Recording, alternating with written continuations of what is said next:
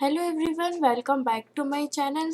आज के इस वीडियो में हम लोग करने वाले हैं क्लास 8 का जो चैप्टर नंबर 10 है साइंस का, reaching the as of adolescence. तो हम लोग पहले वर्ड समझते हैं कि एडोलेसेंस का मतलब क्या है। देखो, एडोलेसेंस एक ऐसा स्टेज होता है बच्चों में जिसमें उनके जो रिप्रोडक्टिव पार्ट होते हैं वो ग्रो करने लगते हैं। रिप्रोडक्टिव पार्ट जो होता है वो उनको उनमें बेबी ग्रो करने में मदद करता है। ठीक है, तो चलिए स्टार्ट करते हैं। In the previous chapter, you have learned how animals reproduce. It is only after growing up to a certain age that human beings and many other animals can reproduce. Why can human reproduce only after a certain age? तो हमने पिछले chapter अपने 9 chapter में देखा था कि जो male part का जो गैमेट्स होता है उसको हम लोग स्पर्म बोलते हैं और फिर फीमेल का हम लोग एग। तो वो जब स्पर्म और फिर एग जब मतलब दोनों मिलते हैं तब जाके एक बेबी बॉर्न होता है। तो वुमेन्स में एक ऐसा क्यों है कि एक सर्टेन एज के बाद ही उनमें रिप्रोड्यूस हो सकते हैं। तो इस चैप्टर में हम लोग देखेंगे कि उनके बॉडी में कुछ सर्टेन चेंजेस आते हैं जिसके बाद वो कैपेबल हो जाते हैं रिप्रोडक्शन के लिए। ठीक है, तो समझ में आ गया इतना। In chapter 9, you have learned about human reproductive organism. Here we shall discuss the role of a hormone. We will see the role of hormone in bringing about changes that make a child grow into the adult. तो आप लोगों को पता नहीं है hormones क्या होते हैं। तो हार्मोन हमारे बॉडी का ही पार्ट होता है और हमारे हार्मोन के ऊपर ही डिपेंड होता है हमारे रिप्रोडक्ट चेंज के ऊपर। यानी क्या क्या होता है, कभी कभी किसी के बॉडी में से जल्दी हार्मोन रिलीज हो जाते हैं तो उनमें जो रिप्रोडक्ट चेंज होता है वो जल्दी हो जाता है दूसरों के बजाय। तो ये होता है हार्मोन। तो हम लोग हार्मोन का रोल देखेंगे कि वो किस प्रकार से रोल करता है, जिससे अलग अलग टाइप के होते हैं। ठीक है,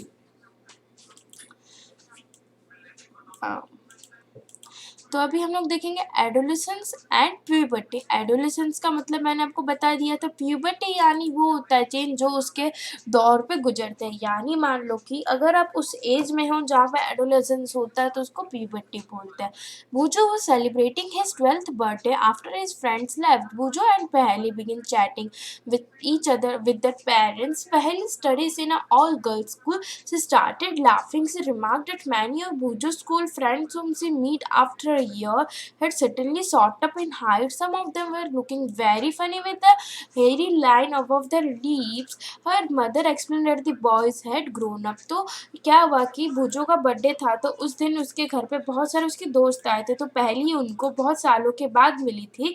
तो इसलिए क्या हुआ कि जब उनको देखा तो पहली को ऐसा लगा कि उनके मतलब वो थोड़े से चेंज हो गए थे, हाइट में चेंज हो गए और उनके जो लिप्स होता है उसके ऊपर थोड़े से बाल आने लगे। यानी आपने देखा होगा कि बहुत सारे बॉयज़ को मुझसे होता है। तो वैसे तभी उन बॉयज़ के अंदर चेंजेस हो रहे थे क्योंकि तभी उनका एज था एडोलेसेंस का।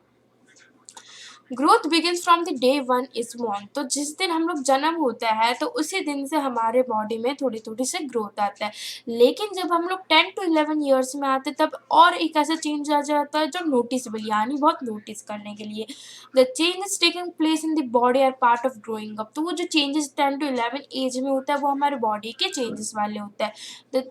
The indicate that you are no longer a child but you are in the way to become adult. तो जब हमारे बॉडी में वो चेंजेस आते थे इसका मतलब होता है कि अभी हम लोग बच्चे नहीं रहे, अभी हम लोग एक एडल्ट बन रहे हैं। ठीक है, आपने सुना होगा कि मेनली जो 10 11 12 साल के बच्चे क्या बोलते हैं कि हम लोग तो टीन एज है। तो वही आप बच्चे से चाइल्ड से आगे टीन बनने वाले हो। ठीक है, I wonder how long this periods make by changes in the body will last. तो कितनी देर तक ये चेंजेस होते हैं। It is a strange period of life. You are neither a child nor adult. I wonder whether this period between childhood and adulthood had a special name। तो मतलब इस एज में आप ना ही बच्चे होते हो ना ही एडल्ट हो, मतलब इतने भी बड़े नहीं होते और इतने भी छोटे बच्चे नहीं होते, तो इसका कोई स्पेशल नाम होगा। तो हाँ, growing up is a natural process. तो जो ग्रोइंग करना मतलब बढ़ना ही एक नेचुरल प्रोसेस, इसे कोई नहीं रोक सकता। The period of life and the body undergo changes leading to reproductive maturity is called adolescence. This is very important. तो इसमें क्या बताया है कि एक ऐसा लाइफ होता है, मतलब एक ऐसा पार्ट ऑफ लाइफ आ जाता है जिसमें जो बॉडी है उसमें रिप्रोडक्ट मैच्योरिटी, जो हमारा पहले बचपन जैसे कि हम लोग बच्चे थे तब हम लोगों का रिप्रोडक्ट पार्ट अलग था, लेकिन अभी अगर अभी हम लोग एज देखें तो अभी हमारा अलग है क्योंकि कि हमारे बॉडी में एडोलेसेंस चेंज हो रहा है। तो जो एडोलेसेंस है ये 11 एज में स्टार्ट होता है, 18-19 तक होता है। और ये जो पीरियड होता है जिसमें एडोलेसेंस चेंज होते हैं, इस पीरियड को हम लोग मेनली टीन एज बोलते हैं। आपने सुना होगा बहुत सारे बच्चों को कहते हुए, आपके फ्रेंड्स को भी, कि अभी तो हम लोग टीनेजर्स हो गए हैं। तो यही होता है टीनेजर्स, जो इसका एज होता है। तो यहाँ पे बताएंगे कि टीनेजर्स बोला जाता है। इन गर्ल्स एडोलेसेंस में बिगिन अ ईयर और 2 अर्लियर देन इन बॉयज। तो मतलब लड़कियों का जो एडोलेसेंस है वो थोड़ा सा जल्दी हो जाए बॉयज से। Also the period of adolescence varies from person to various. और ऐसा नहीं है कि गर्ल्स का सबका एक साथ ही होगा, ऐसे हो सकता है कि एक गर्ल्स का पहले हो जाए फिर दूसरे गर्ल्स का बहुत लेट हो। तो सबका वेरी करता है हॉर्मोन्स। और ये मतलब अभी आप लोग सोचते हो कि सबका अलग अलग मतलब एडोलेसेंस अलग अलग एज में क्यों होता है, तो इसलिए होता है क्योंकि वो डिपेंड होता है हॉर्मोन्स के ऊपर। तो वो इतना क्यों इम्पॉर्टेंट है वो हम लोग देखेंगे इस चैप्टर में। The human body undergoes several changes during adolescence, this changes mark is the onset of puberty. So इसका मतलब क्या है कि अभी हमने देखा कि एडोलेसेंस क्या होता है। एडोलेसेंस वो एक पार्ट है जिसमें हमारे बॉडी में बहुत सारे चेंजेस होते हैं, और जो ह्यूमन बॉडी उस एज से गुजरते हैं उसको हम लोग प्यूबर्टी चेंजेस बोलते हैं। The most important change which marks the puberty is that the boys and girls become capable of the reproduction। और सबसे important puberty है कि जो girls है वो reproduction यानी बच्चे देने के लिए बहुत मतलब कैपेबल है, अभी वो इस एज में कैपेबल है। Puberty ends and adolescence reach the reproductive maturity. और जब मान लो कि आपका जब बॉडी में रिप्रोडक्टिव मैच्योरिटी हो गया, तब जो आपका जो प्यूबर्टी है वो खत्म हो जाएगा। पहले इन Boojho realised sudden increase in height and hairy lines above the leaves of the boys with science of adolescence. तो पहले और बूजो सोचते हैं कि ये जो बच्चे जो मतलब अभी हमने देखा था कि बूजो के बर्थडे में आए थे तो उनकी हाइट इंक्रीज हो गई थी, और फिर उसके बाद वो उनके लीव्स के ऊपर लाइन बन गए थे, मुच्छे बन रहे थे। तो ये सारे जो साइन किसकी है, एडोलेसेंस की, मतलब अभी वो टीनेज हो गए। तो अभी कौन कौन से चेंजेस हमें देखने को मिलेंगे प्यूबर्टी में। तो प्यूबर्टी में भी बहुत सारे चेंजेस होते हैं। तो अभी कौन कौन से चेंजेस होते हैं। इंक्रीज इन हाइट, तो हाइट में एक इंक्रीज होता है, और भी बहुत सारे जैसे कि इंक्रीज इन हाइट है, फिर चेंज इन बॉडी से वॉइस चेंज होता है, बहुत सारे में वॉइस चेंज होता है, फिर reaching mental intellectual and emotional maturity, development of sex organs, increase activity of sweat and sebaceous glands. तो ये सारे कौन से हो गए चेंजेस इन प्यूबर्टी। ठीक है, प्यूबर्टी में जब चेंज आते हैं तो ये सारे उसके एग्जाम्पल्स हैं। इंक्रीज इन हाइट, तो हाइट में भी कभी कभी चेंज हो जाता होगा। The most conspicuous change during the puberty is the sudden height of in the height. तो मतलब प्यूबर्टी में जो सबसे ज़्यादा सडन सा इंक्रीज हो जाता है वो है हाइट। तो आपने बहुत बार देखा होगा कि बहुत छोटे लोग होते हैं, लेकिन मतलब देखो बहुत छोटे हाइट वाले लोग होते हैं, लेकिन उनमें जब एडोलेसेंस वाला एज आ जाता है तब उनकी हाइट इतनी बड़ी हो जाती कि मतलब जिसकी लंबी हाइट है उसकी उससे भी हो जाती है, मतलब हाइट जो है वो सडनली हो जाता है। At this time, the long bones, that is the bones of arms and legs, elongate and make a person tall। तो जिस टाइम पे जो लोग की हाइट में इंक्रीज होती है तो उस टाइम पे क्या होता है कि जो बोन्स होते हैं वो बड़े हो जाते हैं और वो पर्सन को भी बड़ा बना लेता है। तो यहाँ पे हमें कैलकुलेशन करके बताया है कि किस प्रकार से, जैसे कि आपको पता है कि मतलब एक लड़की और लड़का के बीच में इस एज में कितना हाइट इंक्रीज हुआ। तो बॉयज़ में 8 ईयर्स में 72%, गर्ल्स में 77। तो अगर आप देखते जाओ तो गर्ल्स की हाइट क्या होती है, बॉयज़ की हाइट से बड़ी ही होती है। लेकिन जब गर्ल्स 18 या फिर 19 एज तक आ जाती है, जब उनका एडोलेसेंस खत्म हो जाती है, तो वो उसी हाइट पर रहती है। लेकिन बॉयज़ की उस टाइम पे भी कभी कभी ग्रोथ करती है। ठीक है, तो पहले पहले गर्ल्स की बहुत इंक्रीज करेगी। आप देख सकते हो कि 13 ईयर्स में भी गर्ल्स का 95% है और बॉयज़ का 88% है। लेकिन अगर आप इस 18 में देखोगे तो वो गर्ल्स का देखो 17 में ही रुक गया, 17 में देखो उनका 100% हुआ था और 17 मतलब उस एज में ही रुक गया।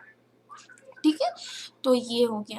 और देखो ये आपको बहुत इंपॉर्टेंट है, यहाँ पे मैं बताया गया कि एक बच्चा जो है 9 ईयर ओल्ड है और 120 सेंटीमीटर टॉल है, और उसके एंड ऑफ द ग्रोथ मतलब जब उसका ग्रोथ हो जाएगा तब वो क्या होगा। तो जब आपको कैलकुलेशन करना होता है तो इस प्रकार से आप कर सकते हो कि जैसे कि आपको प्रेजेंट हाइट मतलब आपकी जो भी प्रेजेंट हाइट है and the percent of full height at the size. मतलब देखो अभी वो बच्चा क्या बोला कि वो 9 ईयर्स, पहले देखो हमें प्रेजेंट हाइट, उसकी हाइट कितनी है 120, तो हमने पहले 120 यहाँ यहाँ पे लिख लिया, देखो 120 यहाँ पे है।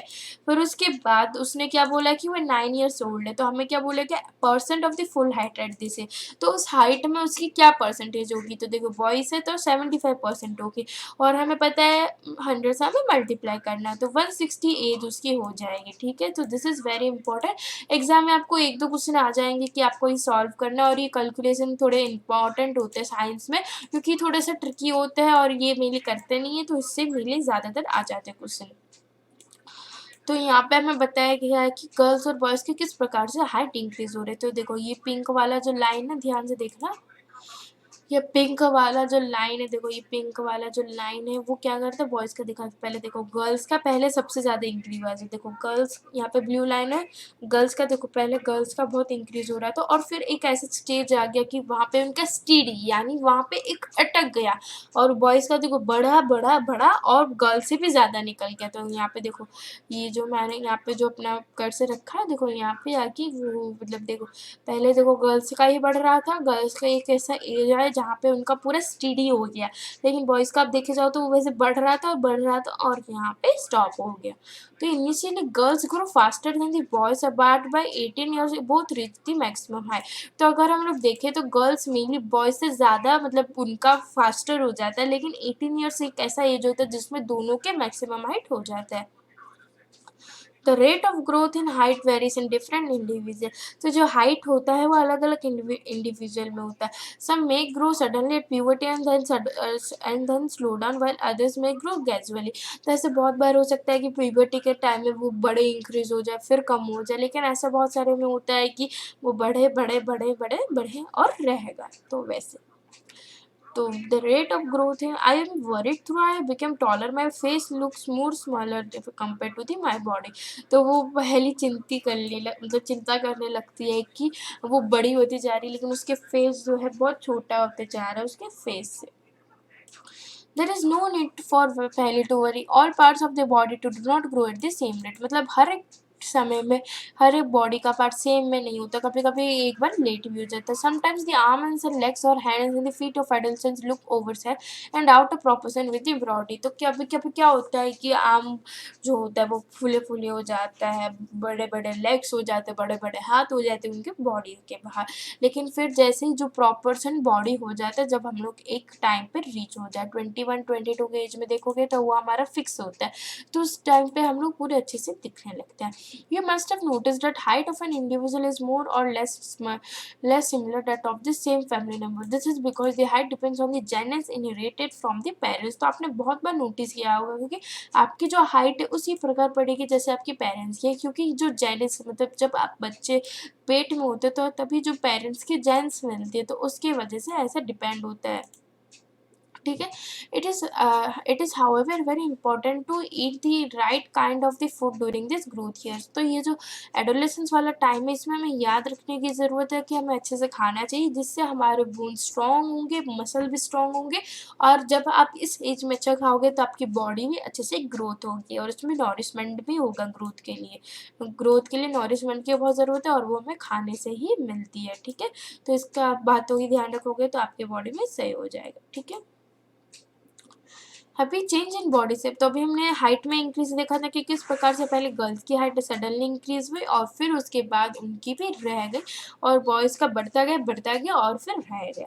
तो अभी बॉडी शेप में, have you ever noticed that boys in your class have broader shoulders and wider chest in the junior classes. तो आपने देखा कि आपके बॉयज़ के मतलब आपके क्लास में जो बॉयज़ होंगे उनकी जो छाती है पहले बहुत कम होती थी, या फिर शोल्डर्स की बात कर लो तो उनका जब वो जूनियर क्लासेस में था उनकी अलग होगा, और जब इस एज में आ गए तब उनका अलग होगा। This is because they have entered the as of puberty when shoulders grow broader as the result of the growth. तो उनका जो कंधा है वो उनसे अभी इस एज में ज़्यादा ग्रो करेगा, और गर्ल्स का भी जो है वो बड़ा होते जाएगा। In boys the muscles of the body grow more prominently than in girls. तो आपने देखा होगा कि बॉयज़ में जो मसल है उनका बॉडी मतलब उनके बॉडी में मसल ज़्यादा उस एज में ग्रो करते हैं, ना कि गर्ल्स में इतना। तो ये एडोलेसेंस होता है, जो एडोलेसेंस होता है गर्ल्स बॉयज़ का अलग होता है। तो आपने देखा होगा कि बहुत सारे बोलते हैं कि मैं अपने मसल्स बनाऊंगा, 6 पैक बनाऊंगा, 4 पैक बनाऊंगा। तो यही होता है बॉयज़ में जो मेनली जो मसल्स होता है वो ग्रो कर लेता है, लेकिन गर्ल्स में इतना नहीं होता है। तो जो एडोलेसेंस होता है वो भी बॉयज़ और गर्ल्स में डिफरेंट होता है, ठीक है। समझ में आ गया बॉडी शेप में किस प्रकार के चेंज हुआ। एक तो मसल ग्रो करती है, और फिर जो शोल्जर्स है वो हमारे बड़े बड़े वाइडर होते जाते हैं, गर्ल्स के इतने जल्दी नहीं होते हैं। Did you notice that someone the voice of the boys in our class cracks? तो अगर आप अपने थोड़े से पुराने मतलब जब आप पुराने क्लास में थे तो तब अगर आपकी कोई क्लास की वॉइस की आवाज़ सुनोगे और अभी इस एज में सुनोगे तो थोड़ा सा अलग होगा। एट प्यूबर्टी वॉइस बॉक्स और द लायरेक्स बिगिन टू ग्रो। तो जो प्यूबर्टी एज में जो वॉइस बॉक्स या फिर जो लायरेक्स है वो ग्रो करने लगता है। आपको पता है वॉइस बॉक्स और लायरेक्स क्या है? इससे हमारे बॉडी से ही आवाज़ मतलब वहाँ से निकलती है। तो वॉइस बॉक्स और लायरेक्स उसको सेम ही बोलते हैं, ठीक है। Boys develop larger voice boxes. The growing voice box and voice can be seen protecting part of the throat. तो जो वॉइस में जो है लार्जर वॉइस तभी डेवलप हो जाती है, और ये जो है वो थ्रॉट की वजह से होता है, ठीक है। तो अभी हम लोग देखते हैं part of the throat called Adam Apple. तो ये उनका जो वॉइस बॉक्स है वो गर्ल्स के से ज़्यादा क्यों ग्रो हो जाता है जल्दी, तो वो होता है एडम एप्पल के लिए। देखो ये जो आपको दिख रहा है ये मेरी गर्ल्स में फाउंड नहीं होते हैं, ये बॉयज़ में। अब अगर आप थोड़ा सा अपने भाई का देखोगे तो उनका भी ऐसे जब उनका एडोलेसेंस वाला एज आएगा तब उनका भी वैसे ही है। देखो यहाँ पे ये जो दिख रहा है ना, ये वाला मैंने जहाँ पे अपना माउस हिलाया हुआ, तो ये होता है एडम्स एप्पल जो एक ग्रोन अप बॉय में होता है। आपके क्लास में ज़रूर कोई होगा जिसमें एडम्स एप्पल ज़रूर होगा। In girls, the lyrex is hardly visible from the outside because of its small size. तो जो गर्ल्स में देखोगे तो उनका जो लायरेक्स है इजली हार्डली विजिबल, मतलब वो अच्छे से नहीं दिखेगा, क्योंकि उन जो गर्ल्स में जो लायरेक्स होता है वो बहुत छोटा साइज होता है, लेकिन बॉयज़ में उनका वाइडर होता है, बड़ा होता है, इसलिए उनका जो वॉइस है बहुत बड़े बड़े आवाज़ होते हैं, तो इसलिए उनका अच्छे से दिख जाता है, लेकिन गर्ल्स का नहीं दिखता। तो इसलिए गर्ल्स का बहुत हाई पिच साउंड है, लेकिन बॉयज़ का बहुत डीप वॉइस। हाई पिच का मतलब है कि बहुत कम वॉइस आती है, लेकिन बॉयज़ का बहुत डीप वॉइस है, इसलिए जो muscles of the growing voice got out of control and the voice became hoarse. तो इसलिए जो ग्रोइंग वॉइस बॉक्स मतलब जो वॉइस बॉक्स उनमें डेवलप हो रहा है वो इतना बड़ा हो जाता है कि वॉइस पूरा होर्स यानी थोड़ा सा अजीब सा होता है। मतलब हॉर्स मतलब बहुत ख़राब हो जाती है जब उनका जो वॉइस बॉक्स ग्रोथ करता है और आउट ऑफ कंट्रोल में चला जाता है। जब growing voice out of the control and the voice box become verse. इसका मतलब है कि जब उनका जो कंट्रोल में नहीं रहता है, उनका वॉइस बॉक्स उसका कंट्रोल में नहीं रहता, तब आवाज़ बहुत ख़राब हो जाती है, लेकिन बाद में ये ठीक भी हो जाती है। और मतलब 1-2 वीक रहेगा और फिर से जो आवाज़ है नॉर्मल हो जाएगी। तो ये एडम्स एप्पल का चेंज है, तो ये आपको याद रखना है, ठीक है। एडम्स एप्पल सिर्फ गर्ल्स बॉयज़ में ही होती है। Many of my classmate have a horse voice now I know. तो जो भूजो की क्लास में बहुत सारे लड़कों में हॉर्स वॉइस मतलब थोड़ी ऐसे ख़राब सी वॉइस है जिसमें बहुत सारे आवाज़ें निकलते, तो अभी भूजो को पता चला। Increase activity of sweat and sebaceous gland. इसका मतलब है कि जो पसीने हैं इस एज में ज़्यादा निकलते हैं। During puberty the secretion of sweat and sebaceous glands oil glands increases. तो प्यूबर्टी के टाइम में क्या होता है कि एक तो पसीने ज़्यादा निकलते हैं और हमारी बॉडी जो ऑयल ज़्यादा ऑब्जर्व करता है, ठीक है, इसलिए बोलते हैं कि ज़्यादा ऑयल नहीं खाना चाहिए उस एज में। Many young people get acne and pimples on the face at the time because of their increased activity of the glands in the skin। तो अगर आप देखोगे तो गर्ल्स से उस एज में ज़्यादा पिंपल्स होने लगते हैं क्योंकि उनके बॉडी में कुछ ज़्यादा ही ऑयल इंक्रीज होती है, उनका जो स्किन है वहाँ पर ग्लैंड्स में होता है, ठीक है।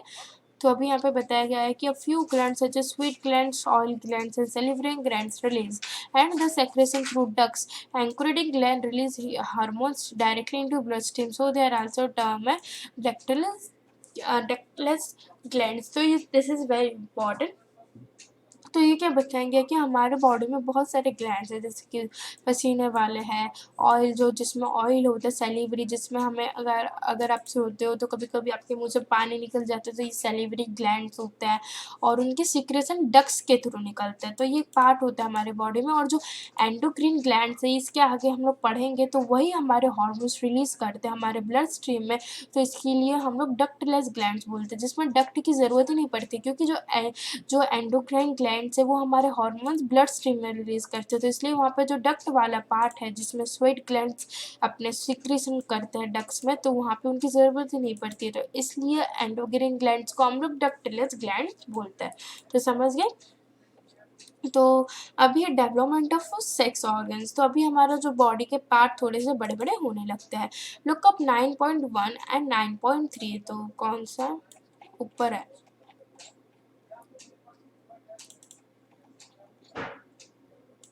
तो यहाँ पे बोला गया कि 9.1 और 9.3 पुराने चैप्टर, जो आपका पिछला चैप्टर था। At puberty male organism like testis and penis develop completely. तो मेल ऑर्गेनिज्म में हमने पिछले चैप्टर्स में ही पढ़ा था कि बॉयज़ में टेस्टिस और पेनिस भी होता है। तो ये जो इस एज में उनका जो जब इस एडोलेसेंस वाला एज होता है वहाँ पे जो अच्छे से ग्रो कर लेता है।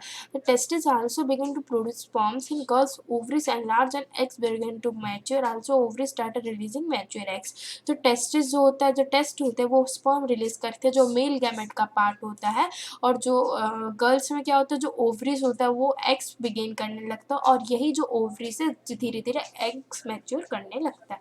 तो ये हो गया reaching mental intellectual and emotional maturity. तो इस टाइम पे क्या होता है, बहुत सारे लोग इमोशनल होते हैं, उनका मेंटल सिचुएशन थोड़ा सा तभी ठीक हो जाता है। उस एज में आपको बहुत कुछ सीखने को मिलता है। Adolescence is a part of period of change in a person way of thinking. तो एडोलेसेंस एक ऐसा पार्ट है जिसमें जो लोगों की सोच बदल जाती है थोड़ी थोड़ी। Adolescence are more independent than before and self conscious. तो मतलब जो एडोलेसेंस है, जब आप बच्चे होते हैं तब आपके अंदर इतनी हिम्मत नहीं होती कुछ करने की, लेकिन एडोलेसेंस एक ऐसा टाइम हो जाता है जिसमें आप खुद से कुछ करने का सोचते हो, खुद से आप सोच सकते हो कि हाँ मैं कर सकता हूँ। जैसे कि अगर आप बात करें घर से निकलने का, तो अगर आपकी मम्मी को सामान भेजने को मतलब लाने को लिए बोलते हो, तो आप उस एज में जैसे कि 8 ईयर्स 10 ईयर्स में, इस एज में आपको डर लगता है, लेकिन जैसे जैसे हम लोग एडोलेसेंस वाले एज में आ जाते हैं, हम लोग इंडिपेंडेंट बन जाते हैं और हम लोगों के ऊपर विश्वास होता है कि नहीं, हम लोग नहीं डरेंगे और लेके रहेंगे। Intellectual development takes place and they tend to spend considerable time thinking. तो हमारे अंदर टाइम थिंकिंग भी हो जाती है। In fact it is often the time in the one's life and the brain has the greatest capacity for it. तो एक ये ऐसा टाइम होता है एडोलेसेंस जिसमें जो ब्रेन के पास ज़्यादा कैपेसिटी हो जाती है, मतलब बहुत उसमें पावर होता है कि वो और बहुत सारी चीज़ें सीखे। So this is very important कि आपका जो एडोलेसेंस वाला टाइम आपके लिए बहुत इंपॉर्टेंट है, क्योंकि तभी आपका जो ब्रेन है बहुत शार्पर हो जाता है, और उस एज में आप जितना भी लर्न करोगे वो आपका सबसे बेस्ट टाइम रहेगा। Sometimes however adolescence may feel insecure while trying to adjust the changes in the body and mind. तो ऐसे बहुत बार होता है कि बच्चे देखते हैं कि यार हमारी बॉडी में तो ये चेंज हो रहा है, वो चेंज हो रहा है, तो उनमें वही लगता रहता है। But as adolescence learner you should know that there is no reason to feel insecure. तो अगर आपके बॉडी में चेंजेस होते तो इसमें कोई डरने की बात नहीं, क्योंकि ये जो चेंज होता है एक नेचुरल पार्ट में भी मतलब ये एक नेचुरल पार्ट है, आपके बॉडी में चेंज हो रहा है तो नेचुरल पार्ट ही आपके मम्मी पापा में भी हुआ होगा, तो इससे डरने की कोई ज़रूरत नहीं है। ठीक है। तो अभी सेकेंडरी सेक्सुअल कैरेक्टर, अभी ये क्या होता है देखते हैं। तो सेकेंडरी सेक्सुअल जो कैरेक्टर्स है वो हम लोग अपने नेक्स्ट वीडियो में करेंगे, क्योंकि ये अलग से टॉपिक निकल जाता है, तो इसलिए अगर हम लोग अलग से टॉपिक को अलग वीडियो में देखेंगे तो हमें और ज़्यादा समझ में आया होगा। तो आई होप आज मैंने जितना भी आपको समझा आपको सब कुछ समझ में आया होगा। अगर समझ में आ गया तो प्लीज़ चैनल को सब्सक्राइब करना, इस वीडियो को लाइक करना और अपने दोस्तों के साथ शेयर करना। Thank you.